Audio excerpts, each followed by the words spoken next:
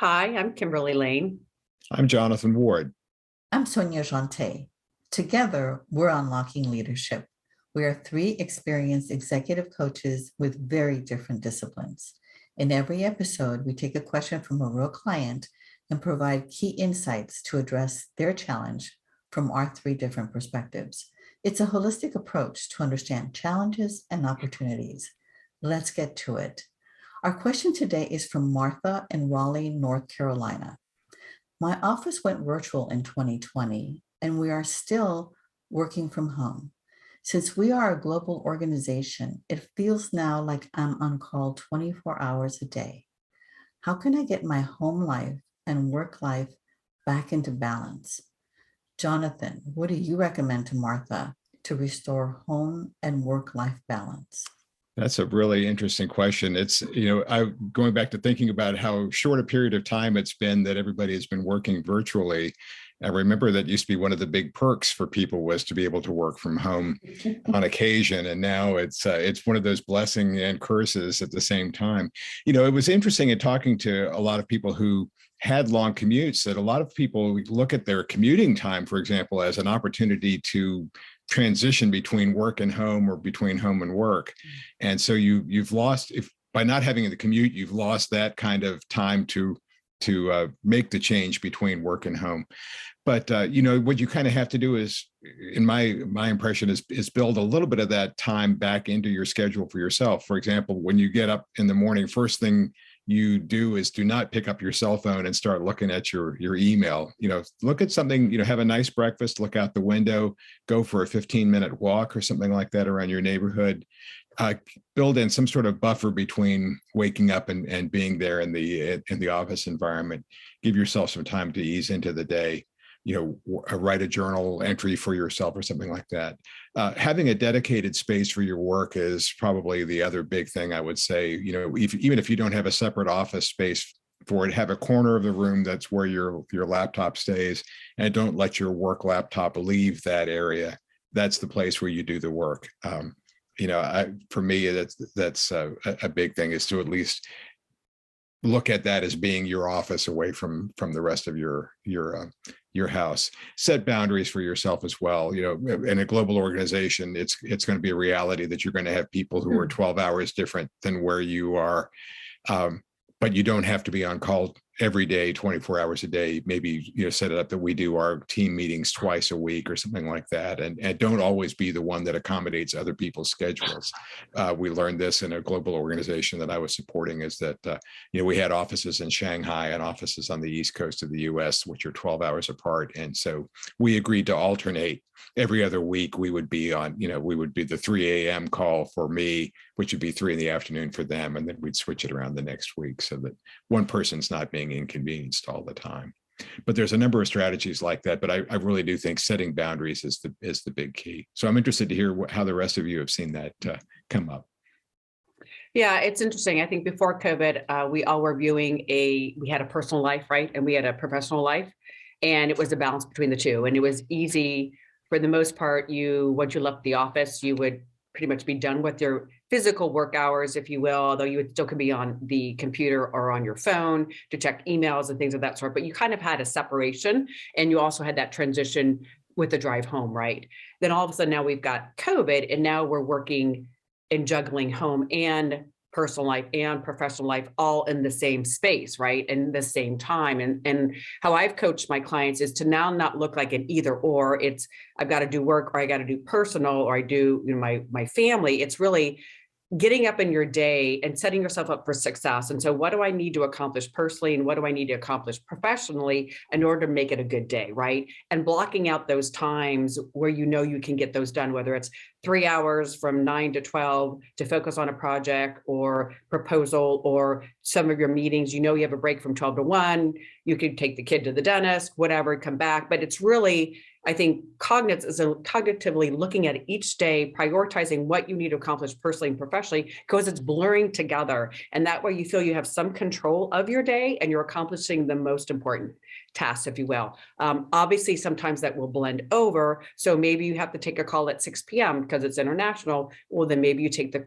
do something else from the family perspective from 4 to 5. But just having that, look at it more of a holistic thing in your entire day as far as what you need to accomplish, as opposed to just this is work time, this is personal time or family time. And I think that takes some of the pressure off, and it's more or less just looking at the whole day as an accomplishment and certain things of that day to be a priority. With that being said, too,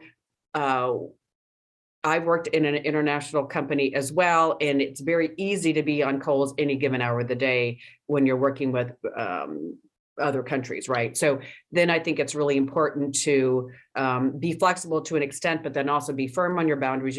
These are the times when I am available. I can take a call up till 11 o'clock at night or as early as 6 in the morning, but just really trying to put some firm parameters around it. So you do have some control of that, and you don't constantly feel like you never get a break, and that's not healthy. It easily will add to burnout and frustration and resentment. So Sonia. I was thinking about this question because I have a small dog, and he got his teeth cleaned last week. And, I dropped him off at 7 o'clock in the morning and was told I could pick him up like around 3 o'clock in the afternoon. And I'd already scheduled many things that I was going to get done. And I brought him home, and his reaction to the anesthesia was not good. So he had a whole lot more attention.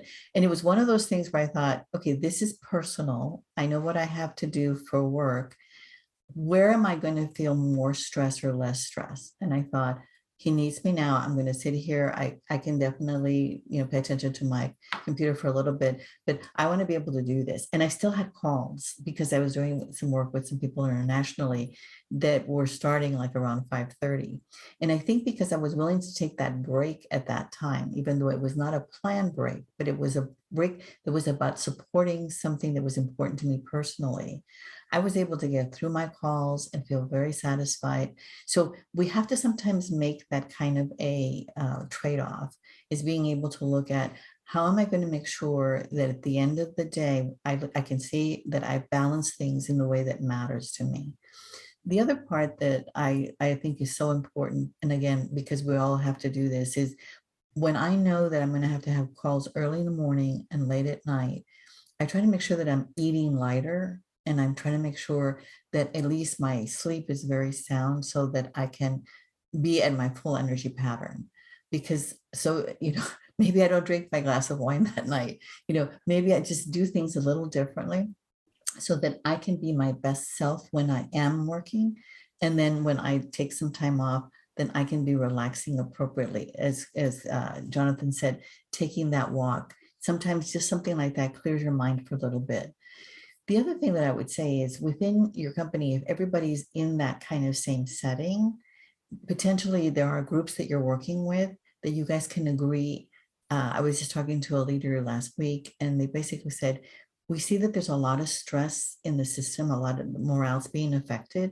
And so basically I can make the call and say, everybody can end their work week on Friday at 1 o'clock. So there can be that kind of thing where it's like you can know what your time, you're going to have some time available that everybody in the company is going to have off. Or whenever we have our meetings, we're going to give ourselves 10 minutes. So we're only going to schedule them for 15 minutes.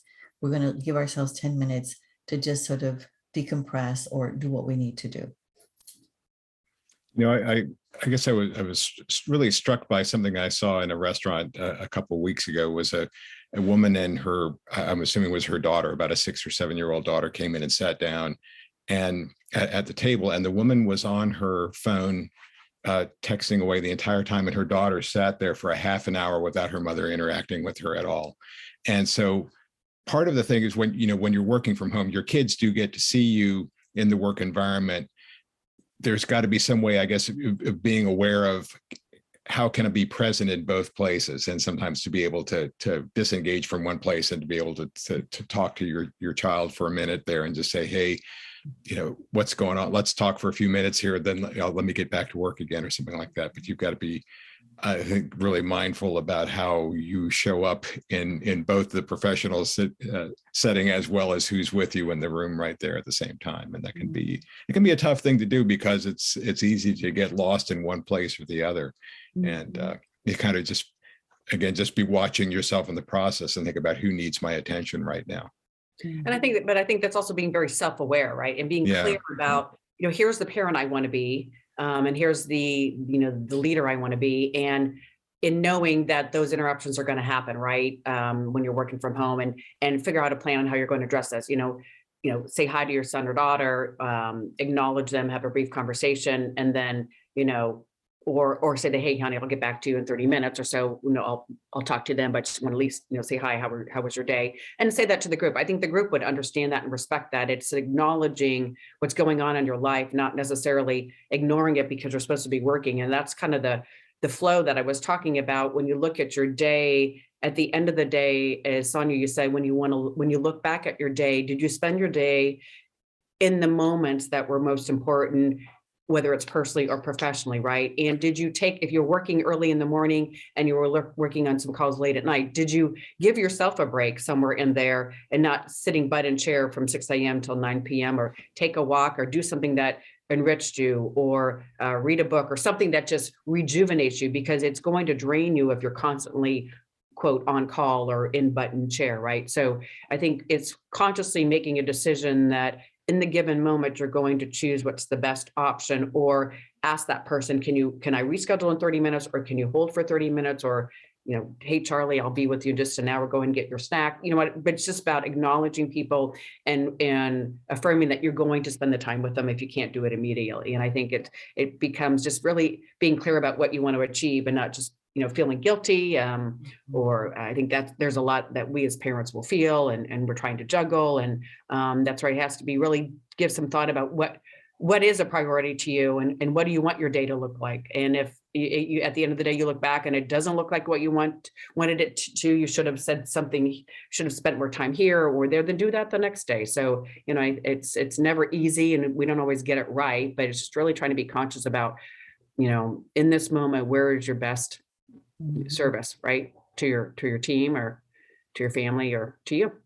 One of the things that I've seen some leaders do quite effectively, because again, as you were mentioning, Kimberly, in working from home, people's children or their pets or whatever are around them, and it's allowing for some personal time in their calls once a week or once every 2 weeks, where they get to give an update of what they did personally, or what they're looking forward to, or what just happened with their vacation. And what it does, it creates, if you will, a safe space for the team to recognize that the leader knows that there is another life that they have, not just business. And then they can start asking questions of each other. And one of them said to me, I used to thought, I thought that I had like a list of good resources for certain things that were important to me. Now, as a result of all of us sharing, I have more people that I can contact for plans, more people that I can contact for different things, because again, we were able to make it safe to be able to have a conversation about something that was important to you. And in just doing it, one of them said, it was interesting. People like start lighting up because maybe they knew we were going to have a difficult subject to discuss, but we were able to first, talk a little bit about, so how was that wedding, or how was, the christening, or, when your family came over. And so it actually shifts the mood for people going now into a difficult conversation or into a difficult topic. So that's a great question. It really is. I think it's a great, yeah, I'm sorry, a great point there. I think that the boss has got to set that kind of Correct. environment for people. You can't be the stern taskmaster all the time. You really have to open that up to recognize that and create that environment for people, because otherwise, the old truism is no one in your office is going to tell you it's time to take a vacation. It's going to be up to you to do that.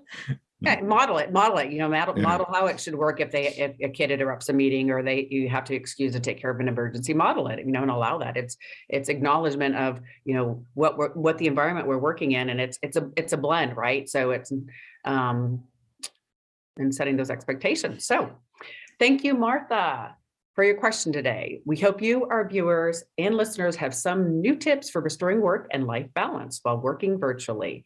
To our listeners, if you like the content we shared today, please like this episode and share and subscribe to our YouTube channel, Unlocking Leadership askthecoaches.com. We look forward to reading your reviews. You can also find Unlocking Leadership Ask the Coaches on Apple Podcasts or your favorite podcast platform. If you have a leadership question or like to reach out to one of our coaches, please email us at info@unlockingleadership-askthecoaches.com. We would love to hear from you. Thanks for joining us today. Tune in next time to find the keys to unlocking your best leadership.